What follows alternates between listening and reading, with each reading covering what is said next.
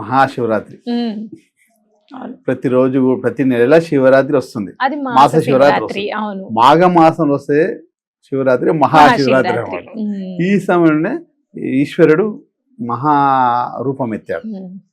భూమికి మొత్తం ఆనడం, ఆకాశం మొత్తం ఆనడం, ఏదైతే బ్రహ్మ విష్ణు మహేశ్వరులది ఒక వాదన ద్వారా ఆయన లింగ ఎత్తడం మీద ఒక చిన్న స్టోరీ ఉంది. అది అందరికి తెలిసిన విషయమే.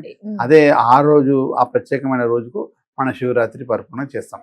ఇదే విధంగా అదే రోజు మనకు శివ కళ్యాణం జరగడం ఇవన్నీ జరగమాట మనకు శివరాత్రి రోజే. స్వామివారు ఒక ఆవేశంతో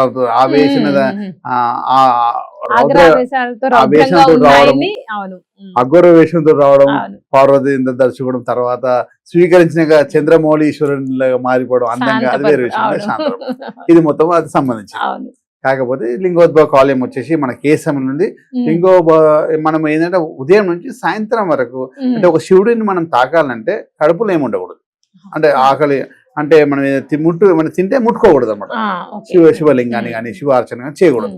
అదే విధంగా మన శివరాత్రి ప్రత్యేకంగా ఉంటుంది కాబట్టి ఆ రోజు అంటే ఆ రాత్రి లింగోద్భవ కాలం ఉంటుంది అన్నమాట. లింగోద్భవం దాదాపు మనకు 11:30 తర్వాత నుంచి 12:30 అంటే దాదాపు 48 నిమిషాలు 50 నిమిషాలకు లింగోద్భవ కాలం ఉంటుంది. ఆ కాలానికి సంబంధించి ఉంటుంది అన్నమాట.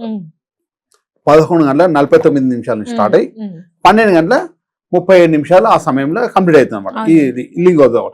అంటే ఆ సమయంలో శివార్చన కానీ శివాభిషేకం చేస్తే ప్రత్యేకమైన ఫలితం ఉంటుందని, ఆ లింగోద్భవ కాలం చేయడానికి ఉదయం నుంచి ఏం తినకుండా ఉంటాం, ఉపవాసంగా ఉంటాం. ఆ అర్చన అయిన తర్వాత ఆ అభిషేకం అయిన తర్వాత మనం ఏమైనా స్వీకరించాలి. అంటే మొత్తం ఉపవాసం ఉండి ఏం తినకుండా ఉండడం కాదు, కానీ అవసరమైతే ద్రవ్యప్రదంగా కూడా మన ఆరోగ్యాన్ని అనుసరించి మనం ఏమైనా